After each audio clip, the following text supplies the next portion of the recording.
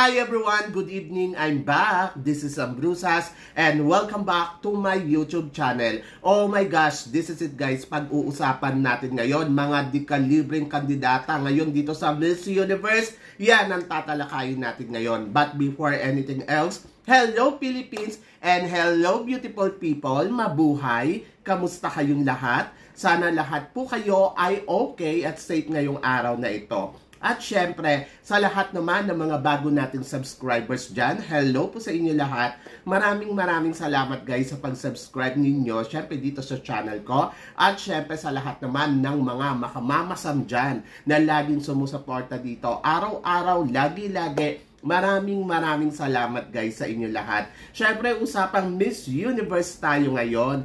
Kanina nga maraming ang mga nadagdag mula sa iba't ibang national pageant na kandidata na ilalaban nila dito sa Miss Universe ngayon 2023 na talaga naman masasabi ko, oh my God, nakakaloka. Nakakaloka kasi grabe, ang gagaling, grabe yung mga kandidatang to. Talagang masasabi ko, kakaiba mga kandidata ngayon kasi mga dekalibre talaga sila at masasabi mo naman na wow, ay nako, kaabang-abang na talaga ang Miss Universe this year dahil hindi ka makakapaghintay sa bakbakan nila.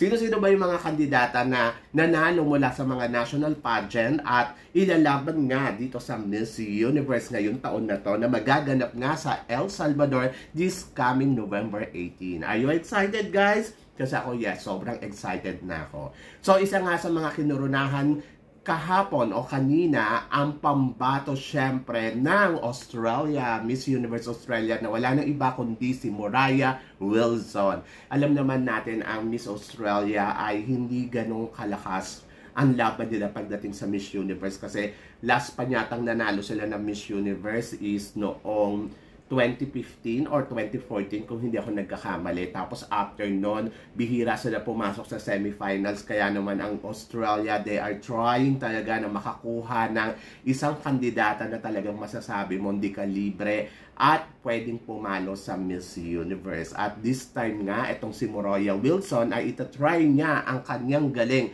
para sa mga pakikipagbakbakan dito sa mga kandidata sa Miss Universe. Ako masasabi ko naman na mukhang maganda at malakas ang pambato ngayon ng Australia. At masasabi ko rin na si Moriah Wilson ay grabe yung napanood ko yung pageant niya, yung national pageant niya. Matalino at talagang masasabi ko, oh my God, kakaiba din tong babaeng to. Mukhang iba ang ino-offer ngayon ng Miss Universe Australia. At mukhang meron silang isang kandidata na masasabi mong matinik at pwedeng makipagsabayan sa mga kandidata na lalahok ngayon taon na to dito sa Miss Universe. I love her beauty, pero ang dating kasi sa akin ng beauty niya, yung parang yung cool lang, hindi masyado glamorosa, hindi masyadong pasabog, pero nandoon talaga na makikita mo yung natural, yung beauty niya na bilang isang kandidata ng Australia ay kabugera para sa akin. So, tignan natin kung anong transformation na hihahanda nito ni Moriah Wilson sa competition na ngayong taon na to dito sa Miss Universe. O, di ba? Pero eto pa, kanina din, Diyos ko, isang kandidata naman mula sa Miss Universe Bahrain na si Lou Jane Yacob na talaga namang masasabi ko, oh my God, ang ganda niya. Naaalala ko tuloy si Miss Paraguay noong 2021, kung di ako nagkakamali, na kinoronahan bilang first runner-up, di ba, sa Miss Universe. So, yon talagang masasabi ko din, ganitong beauty na meron etong pambato ng Miss Universe Bahrain ngayong taon na to. At hindi lang yon, ang ganda ng kanyang backstory. Mukhang maganda ang kanyang ino-offer, very transformational leader dahil regarding sa kanyang karanasan mula sa kanyang sakit. At ito ay ngayon ay gusto niyang i-offer sa mundo na kung paano niya iti-take yung mga kabataan ngayon, di ba? So, sobrang ganda din talaga ng advocacy na meron ang pambato ng Bahrain.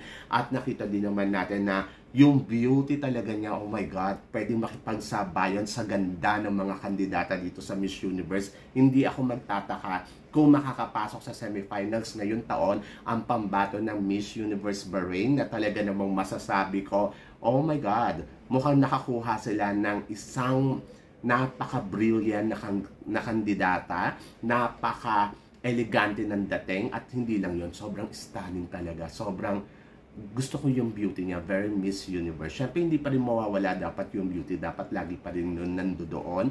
At the same time, yung kalibre at merong advocacy. Napaka-importante nun. At ito ang meron ang pambato ngayon ng Miss Universe Bahrain.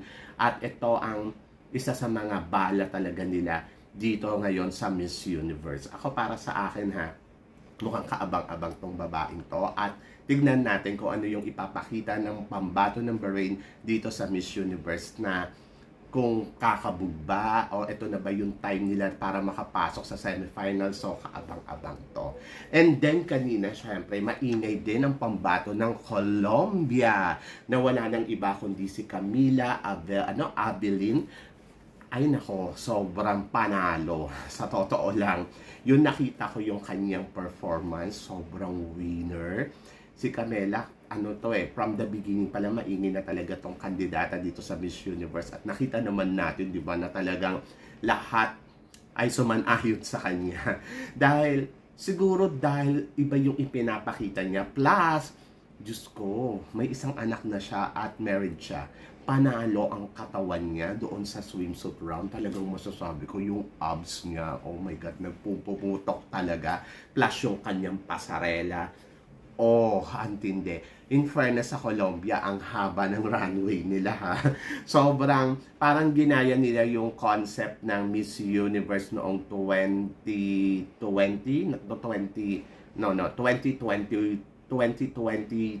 or 2021 ba?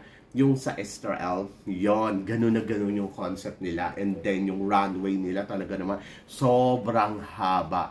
Panalo, talagang kita mo talaga yung details, tignan mo talaga kung mapapagod ba yung kandidata sa paglakad, kung mababago ba yung kanyang energy from the beginning until end. Panalo at consistent talaga yung lakad ni Camila. At si Camila sobrang sexy, grabe. Panalo yung katawan, parang walang anak, in fairness sa kanya. Talagang sabi ko, kabogera. At may pagkakahawig kay Angelina Jolie, no? So, pag tinignan mo talaga yung mukha niya, lalo na sa evening gown competition, yung naka-red siya, bagay na bagay sa kanya. Sobrang naloka talaga ako. Sobrang masasabi ko, mukhang matindi din tong pambato ng Colombia ngayong taon na to. Ayaw magpakabog. Kung nakaraan ay pumasok sila sa semifinals, ngayon parang feeling ko pasok uli sila sa banga.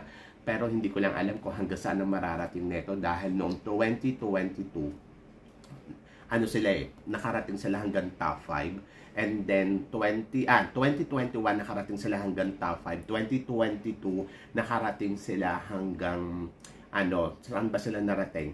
Nakarating sila hanggang top 10. And then, top 16.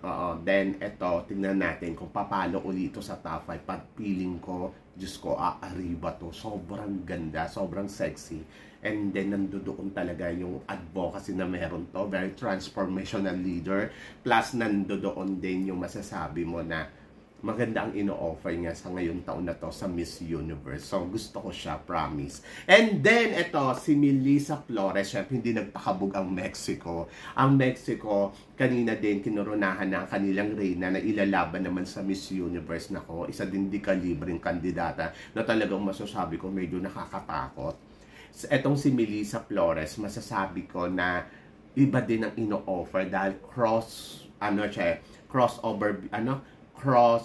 the backward, crossover beauty from the Miss Earth, di ba? So yon, so iba din ang ino-offer niya dito sa Miss Universe dahil nag-top 8 to sa Miss Earth at syempre iba din yung galing, iba din yung kalibre.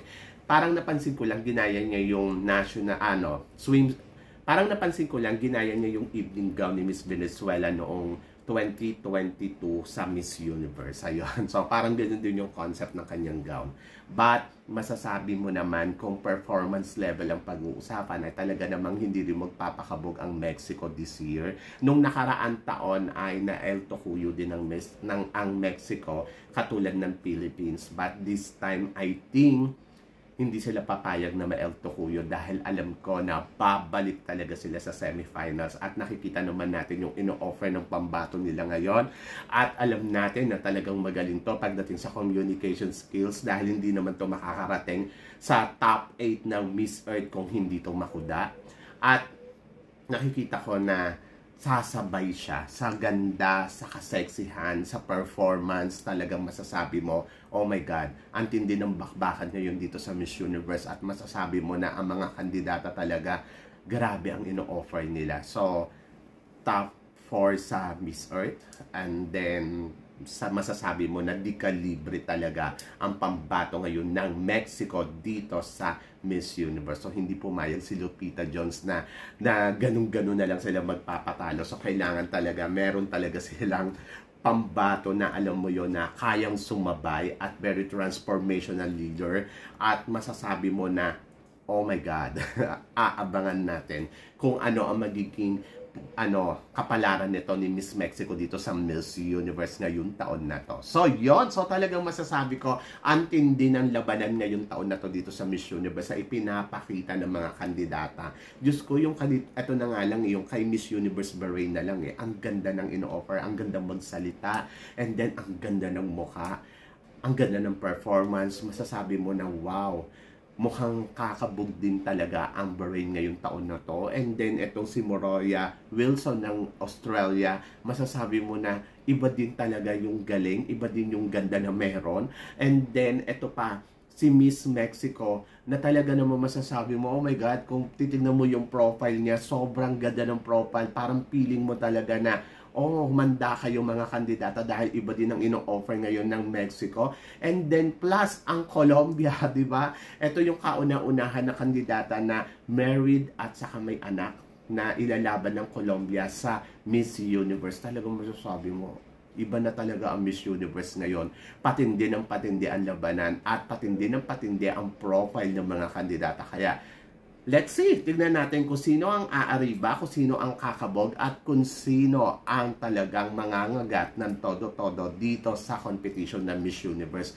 Masasabi mo this year neck to neck ang labanan, kasi parang ang bawat kandidata ngayon talagang hindi sila magpapakabog.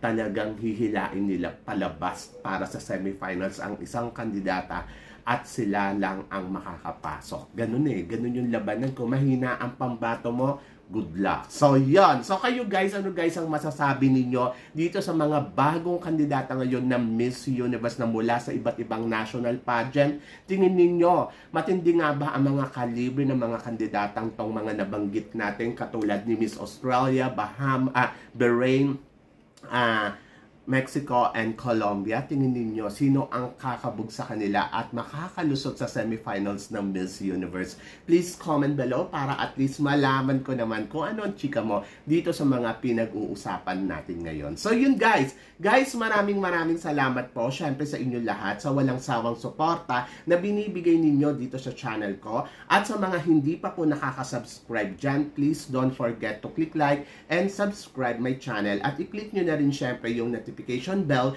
para lagi kayong updated syempre sa aking mga chika. Sabi ng ganon, always keep smiling and always think positive. Walang imposible sa itaas, manalig lang tayo sa kanya. Kaya guys, hanggang dito na lang, hanggang sa muli nating chikahan. Paalam! Thank you guys!